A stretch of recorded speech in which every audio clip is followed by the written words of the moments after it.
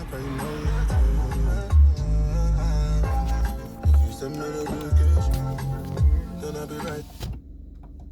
check you, my babe. No time, no. And my dog is on probation. Another 5 years. And bring girls to his location. No time, no. I just thought I should listen to that song for a little while. I'm not sure who the singer is, but I found it really hilarious. It says, if you send me the location, then I will be there. And then he went on to say, because my father is on probation for another 5 years. Interesting. Boys, boys, boys. Anyway, hello everyone. This is your girl here, Jaden. And it's hoping to be another interesting episode where we talk about the things that make us who we are. I keep telling you guys we are unique on this channel. Today is Saturday. I've just been in and out of the store. I'm home now, but I'm still in the car. As you can tell, sometimes I just dive into the opportunity to say what I have to say and to actually film when I feel like doing so. So how is everyone? From here, actually, I would be going to the hairdressers. My nails are a little bit chubby. I don't know if you can see the edges. So I'm going to do a refill. It wouldn't be a new nail from the scratch. You know how it is. You know we have to do what we have to do. Oh, I'm sorry guys. I've actually just realized my car is still not on park. That wasn't safe. Anyway, the whole time my feet was on the brake. So yes. So too much of that now. What do we have to talk about today? Everyone might be thinking. You know what? Sometimes I just have a million and one things flying through my mind, and I'm thinking, what do we say? What do we discuss today? What conversation are we going to be having? And it's interesting because I find every single one of those topics, if you would like, very dear to me. So it kind of sometimes becomes really difficult to make up my mind on what to talk about.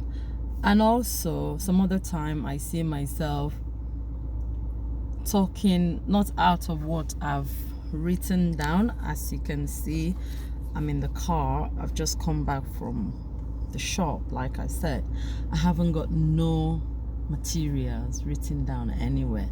So I am hoping that as we progress in this channel, I'm going to eventually make it a structured pattern whereby I have to sit down and plan in advance what we will be talking about, and then at the end of every conversation, yes, I want it to be that way, at the end of every conversation we would have the chance to ask questions and yes, learn from each other. Okay, today I want us to discuss about mental health. Yes, I understand this is a very sensitive area to talk about. This is a very sensitive to the people who suffer mental health, sensitive to their families, sensitive to their friends. And I think at this stage in our lives, mental health has had to be demystified. Thank God to the professionals out there.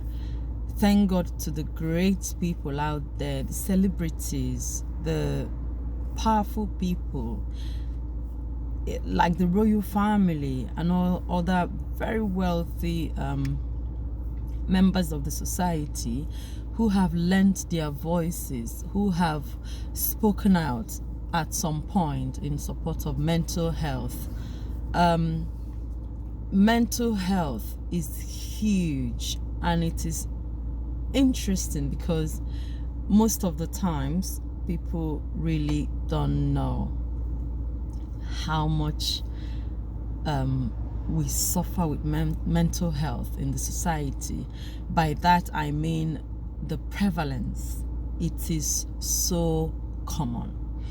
As a matter of fact, going by the statistics of the World Health Organization, WHO, 1 in every 4 people has mental health. That means if I am here with my friend in this car and 2 other people are crossing the road, or actually I have 4 people in my car coming from the shop, it has been proven that one of us has mental health problem. Again, the World Health Organization defined mental health, this is very interesting, as not the absence of mental illness. Mental health is not the absence of mental illness. Unlike when you look at malaria, for example, when you have the parasite living in you and you have gone for a test and you are told that mosquito has deposited this parasite in you and it is beginning to affect your physical health, we need to treat it. Otherwise, this and that can become the consequences. Also, when you maybe go for a scan and the doctor calls you, you know what, we've picked up something from your blood. We need to see you. We need to have you into the clinic because we have to start treatment. In mental health, this is different, and I'll tell you why. The World Health Organization defines mental ill health or mental illness not as the presence, not as the absence of mental health problem, but the presence of mental health that gets to the point where it begins to affect anybody's daily living, your daily activity. For example, you're waking up in the morning, you're doing your morning rituals. By this I mean attending to your personal care, having your wash, having to iron your clothing, getting yourself up and going. This is what we were raised to do. Life is about structure. We were raised, and we raise or tend to raise our children to wake up in the morning and look forward to either going to school, going to the farm, for those in Africa, or families who farm, even here in Europe, the traders, the business owners, the workers, those who are in the music industries, getting up and going to the studio to practice, to rehearse, to regroup for meetings. Those who cannot or who do not go out physically from the house, who meet virtually online. Once you're not able to manage your mental health and carry on those daily activities of daily living, then it becomes a problem. Until that time, you are not categorized as having a mental health problem. You remember the analogy I gave earlier between physical health and mental health. In other words, you can have depressive episodes every now and again. You might wake up feeling like, you know what, today is the worst day of my life. I don't really know what to do, but I have to go to work. I need to pay my bills. My mom is in the hospital. My brother needs to graduate from university. What can I do? Or like we say in Nigeria, God will help us today. God will see us through. What can we do? Man must work, something like that. And then you get up and you go. You are not classified as someone with mental health problem. And for me, that is the problem. For me, that is where it becomes a very big issue, because majority of the times, people who have mental health problems do not realize the tail signs. Sorry, I see someone beside the door. I think they're dog walkers. It's okay. This is a nice area. So sometimes you see all these posh people walking their dogs. It's actually something they do routinely. Anyway, sorry for that distraction. So, back to the conversation. Mental health is very, or should we say, mental ill health is very prevalent. It is very common. And because we do not take mental health seriously, most people do not know when to seek help. Most people tend to associate the way they feel with environmental factors. Oh, I'm working a job. I don't really like the job. The pay is crap. I don't like my boss. I don't like my colleagues. These are things that would naturally impact on the state of our mind, our mental state, our work. And over time, these things begin to build up. It's like putting a lid on a problem that has the tendency to grow. It would eventually grow beyond that lid. And what would happen? It will push the lid open. And when it does, it will explode. That becomes most of the times when people have a mental health breakdown. There are so many triggers.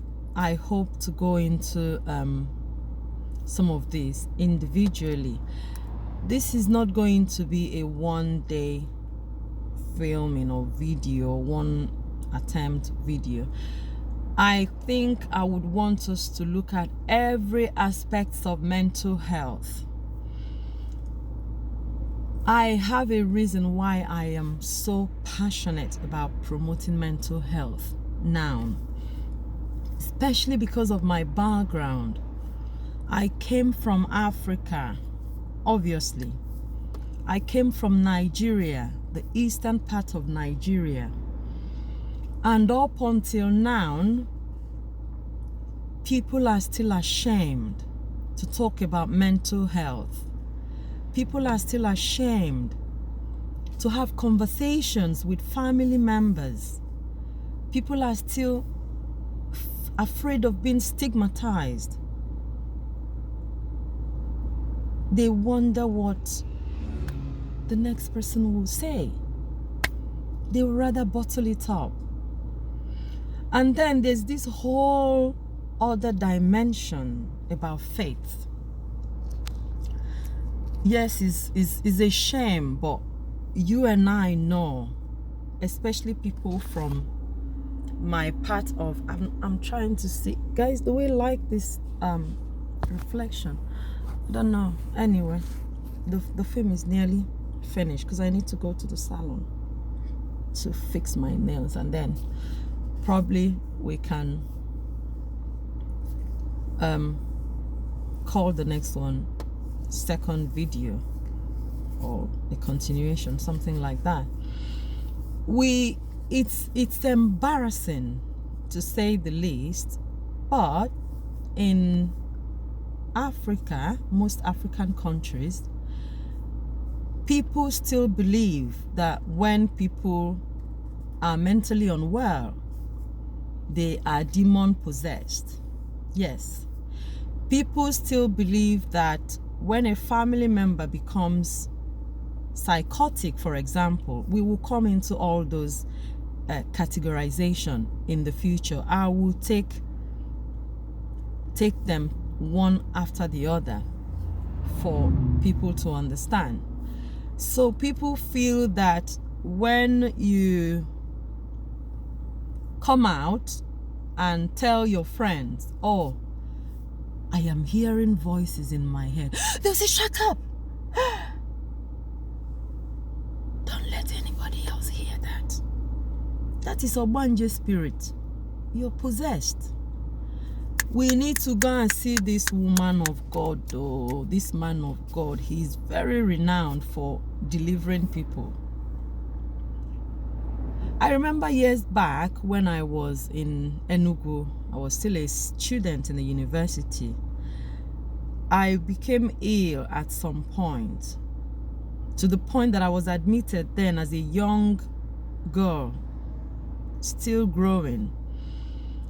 I went into the hospital to see the doctor, and I was waiting. I think I went to UNTH Enugu, and then I was waiting for my I was waiting in the queue, as we normally do back home, and even here in Europe. When you come to A&E, emergency department in the hospitals, you have to wait and be called. So while waiting, I think it was just after the mobile phones were introduced in Nigeria, I had a call from my late aunt. Then, yeah, she's late now, but then she was my very good friend, not just as my auntie, she was my best friend. So she called me and said, where are you? I told her, said I was in the hospital. I'm waiting for the doctor. And then she went, I've been meaning to tell you this. Last month, you were not feeling well. Remember? I said, yes. And she went, I think what we need now is prayer. I'm like, prayer for what? No, we're going to Mountain of Fire. We need to go and pray for deliverance. And I'm like, deliverance? From what? I'm having pain somewhere around my chest. I don't know what it is, but... And my temperature then was burning. In hindsight, when I look back now, and I'm like, oh my God. Because I could feel the heat burning inside of me. And this, my auntie, was someone I looked up to. She was up there within her circle and class at the time. She was educated. She carried herself very well. And she was a source of inspiration for me growing up. She was one of the people who molded me, and into growing up as a girl child. I really, really respected her opinion, so I wasn't going to argue. I never do. We were that close. We read books together. We went shopping together. We cooked together. She taught me so many things. She was the first person to say, make sure you wipe off your makeup before you go to bed. And it doesn't matter how beautiful you look as a young girl, you still need to look after yourself. She shared one Chinese adage then, which at the time I didn't fully understand what she meant. But she said that every woman needs a little magic. So whether you're beautiful, whether you consider yourself as the standard of beauty, both locally and internationally. I'm so sorry, guys. What have I done? Okay. Sorry, I think my hand touched it, but it's still recording. She said you need a magic, and these things were said by renowned beauticians, and people who had been there, seen that, done it all in terms of beauty. Anyway, she said to me, please come and meet me. We need to do registration now. I'm actually at the Opera Avenue then, where they had that's where they have now they've moved Mountain of Fire and Miracle Center, Opera Avenue. I jumped on the bus then and I went to see my auntie. I joined her. The pastor was like, some of the pastors, oh, you came late. Are you sure you're going to be, are you ready for this? Are you sure? I said, yes. I didn't know what was coming. Anyway, fast forward, the prayer. Oh my God. At some point I was like, if I kill everybody, who do I look up to? Who do I see in the morning when I wake up? If I pray and say that everyone should die, I was so young at the time, so I believed the prayers literally, and I was so committed because they explained the process. They made me believe it was evil spirits. There's no way you can be ill twice in 2 months. That was the explanation, that you have to be some sort of evil spirit. This must be a Wanje spirit. It must be a spiritual husband somewhere. So we need to pray. After all, that's why you look beautiful. Spiritual husbands only go after beautiful women. I said, okay, bring it on. I'm going to pray that spiritual husband to death today, because I wasn't enjoying the pain I was going through, to be honest with you. So we started the prayer and the fasting. It was grueling. Guys, I went 1 whole day, 24 hours without food. I'd never had to fast like that. I've never been I'm not a foodie. But just because of the things they had put in my head, it became even more difficult. But I said to myself, I am going to crush all these evil spirits. Shebina prayer, bring it on. We prayed. I prayed with everything in me. We fasted. The second day, it was a struggle, but I did it. My auntie was there. She was supportive. She said, girl, I'm proud of you. I am going to do this fasting and praying just to support you. I said, that's fine. We did the 3rd day. I think I went for 4 days, if I remember. It's a long time ago. This was probably in the early 2000s. I don't think I had gone into university then. I'm not sure. Anyway, we finished. I was like paper. I had always been a size 6 and 8. Then I remember my waist was so tiny. I think my waistline was 16. Yes, I'm sure it was less than 18, my waist. But by the 4th day, they were like, are you okay? I felt like a piece of cloth. I was lying on the floor, but I could still hear myself saying, thank you, Jesus. Jesus, I'm dedicated to you. I have no business with any marine spirit. I have no business with any spiritual husband. Just leave me alone. Go and get your own wife. I want to get married to my Prince Charming one day. They gave us a script. I'm sorry guys if I'm shouting. Sometimes it gets passionate when you tell this story. So I had to read out every prayer request already scripted for me. We finished. I was given some oil, I think olive oil, which I drank. I started vomiting because my system had been without food for between 4 to 5 days. I can't remember exactly now. So when I drank the oil, obviously there will be a chemical reaction. It triggered vomit. I was so tired. They said yes, it was a deliverance. A lot of people, it wasn't just me. The hall was packed full. I even saw people who came in their chains. And this reminds me now, considering the topic we're talking about, mental health. Some people were dragged in chains. Some people were responding. Some people were responding to unseen stimuli, but they were still made to pray. They were in chain. They were still made to pray, bind the devil, cast the devil. Eventually, we left. When we got home, I couldn't walk.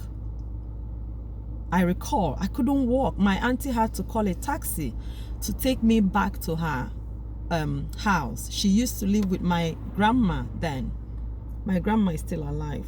So instead of going back to my house, because obviously my parents will be wondering what happened, I was paper thin. Guys, I could literally breathe. I saw food, I hated food. I could not eat. I was so tired, I couldn't shower.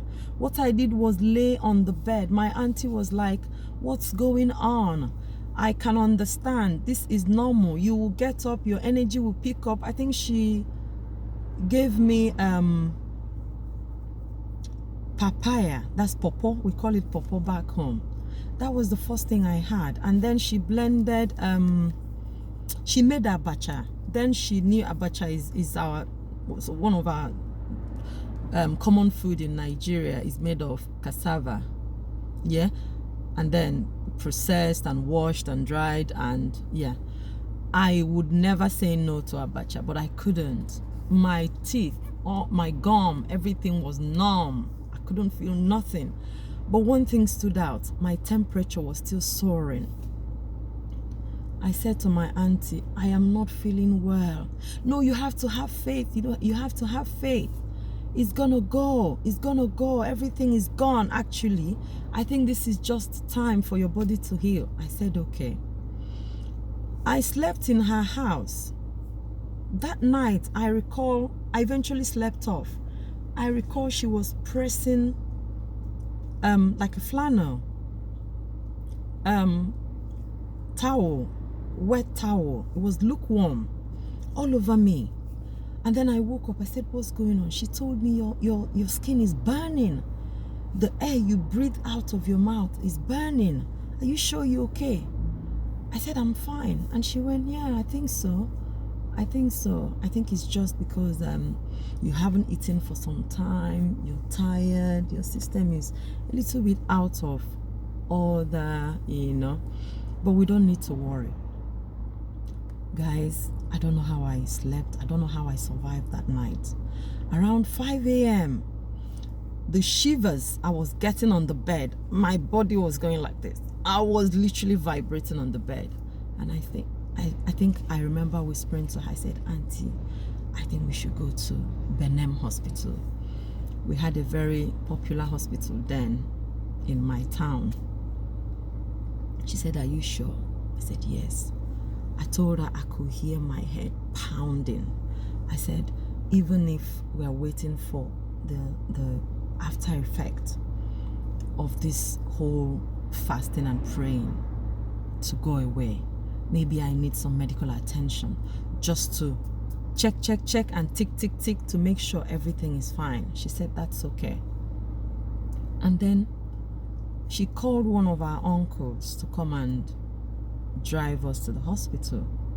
When I came into the hospital, my vital signs were checked. I remember the nurse who took my vital signs was like, wow, your temperature is 39.8. That's abnormal. When did this start? I told her it was yesterday. She said, wow, there must be something wrong. Anyway, my respiration was, I think, looking back now, it was abnormally it was abnormal.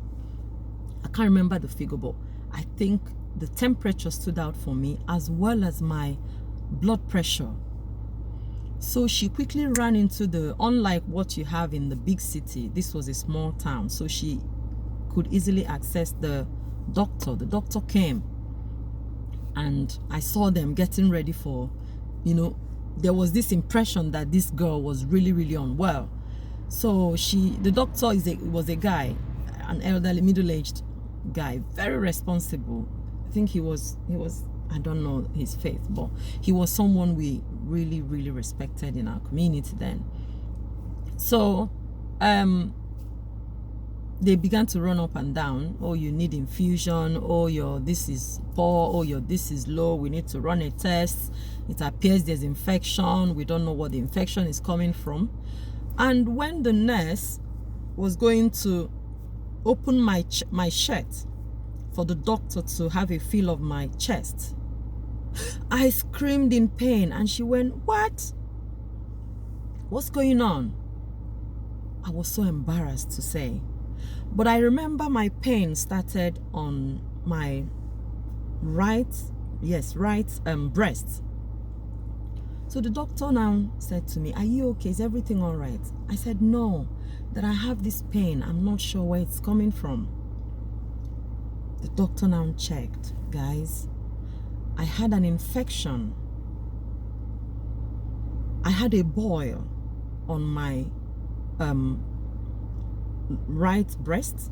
It was actually an ingrown boil.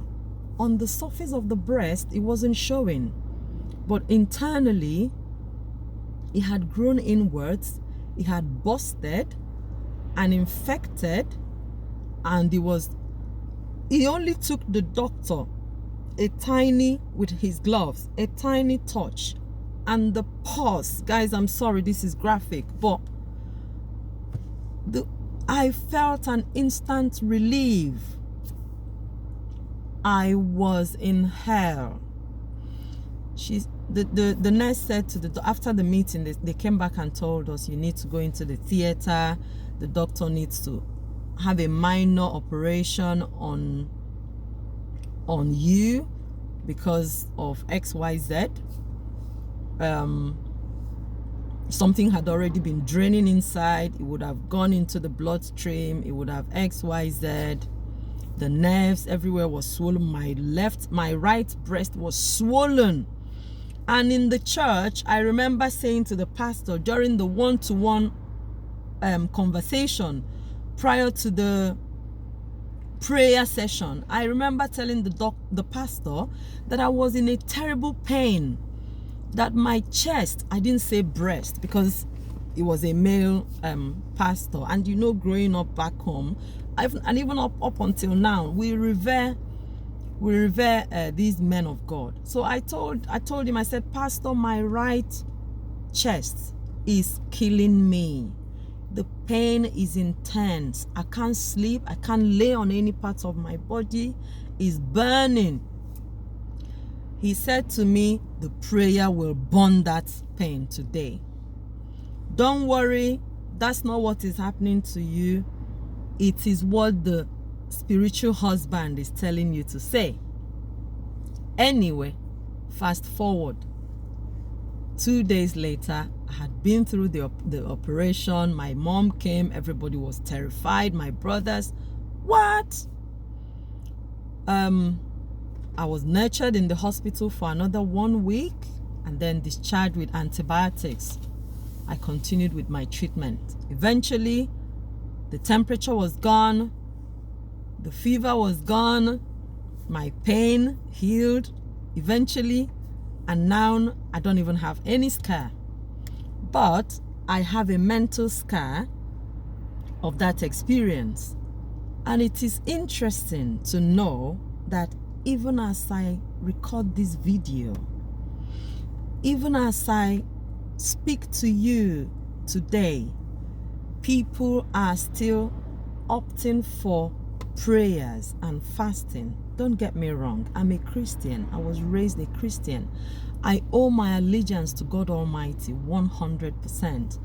Everything I am today is God. He knew the day I came. He knows the day I will leave. So He is all in all for me. But I'm saying that when you have physical or mental health concerns, problems, it is better to go and see a doctor than go and pray with a pastor. You can pray with a pastor. You can pray on your own. You can pray in a group with a group of friends. You can also pray with your family. But see a doctor. There's a reason these guys are trained. specialized in these areas of our needs, yet people still do not understand how important it is. So in Nigeria, in Africa in general, a lot of people have mental health problems. Unlike here, where we have access, in quotes, to mental health services. I have put it in quotes because it's not as it should be. It is not a perfect system, don't get me wrong, but this country is still very supportive. They pump in finance, they make policies every now and again to support people. They actually aim to achieve that sort of parity of care between the physical health side of things and the mental health side of things. That way, when you have malaria, they take you seriously. When you have infection, they take you seriously. In the same way, when you come down with depression, they make you see the professionals just as they would if you had come up with cancer or something like that. But in Africa, it is not the case. Here and in most developed countries, our first line intervention when someone becomes ill is to seek medical help. It does not invalidate the powers of prayer. It does not invalidate your faith in God and the universe. We will come back to that at some point. But for the meantime, guys, I think it's important that we begin to think. I want this conversation to start. You know, I feel like a lot needs to be said in Nigeria and in Africa in general about mental health. I think people need to start talking. We need to start these conversations. And just like we've had powerful families, powerful wealthy people, sports people, billionaires, celebrities of all kinds, actors and actresses, and even people in parliament and in power. We've heard them all over the world come to lend their voices rather, and speak up for mental health. I think the same should start happening in Nigeria and in Africa. And in every part of the world. I think it is important that we begin to speak up. That way we will kill stigmatization. That way we will tell people it's okay. The same way it's okay to have headache is the same way it is okay to have malaria. And also it's okay to have depression, to have psychosis, to have bipolar disorder, to experience acute episodes of psychosis, mania, and depression, to be suicidal. It's all okay. What makes the difference is, what do we do in support? But how can you support when you don't even understand the prevalence? You don't recognize the existence of mental health. You don't believe in it. You believe it is demon that causes people to be ill. You believe it's marine spirits. You believe it is one uncle pursuing you and another auntie trying to poison you. That's not the case. Yeah? So guys, I am sorry I have to stop now, but I promise this is just going to be the beginning of this topic. It's going to stay with us for some time. And like I said, my plan with this video, my YouTube channel, would be to have like a variety of issues we talk about. Some days you might be surprised you tune in, I'm talking about beauty. Some other days you might tune in, I'm talking about parenting, you know. There are so many things to talk about. So it's going to be balanced. But I cannot promise you I am going to dwell on one subject matter. And at some point, we can make it very interactive where people call in or text in and we hear their own views, because I believe there